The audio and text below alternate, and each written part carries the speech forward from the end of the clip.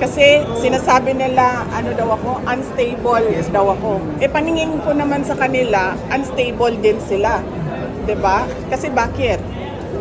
Aatake sila, pag sumagot yung inaatake nila, nagagalit sila. Tinatawag nilang unstable. Para sa akin, unstable din kayo. I will do 2 tests.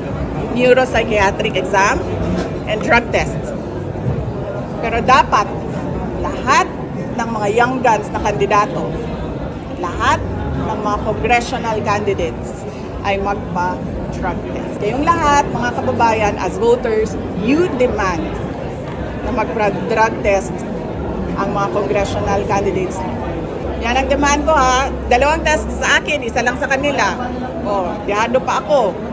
Pero ma'am, sinasabi niyo rin na unstable sila. So dapat meron din silang neuropsychiatric test. Hindi, pinapadali ko na lang kasi sa kanila eh. Kasi, diba? Para madali tayo. So we call on the Philippine Medical Association, the Philippine Psychiatric Society siguro, is it called that way? To set the guidelines para sa amin lahat. Lahat ng botante mag-demand ng drug test sa ating mga congressman candidates kasi unstable din sila. Kailan niyo ma'am gusto mangyari yung test? Pag kinol na nila, okay na tayo. Hindi pwedeng 3 months after ha, kasi hindi magdodroga yan ng 3 months, tapos na yung testing nila. So anytime?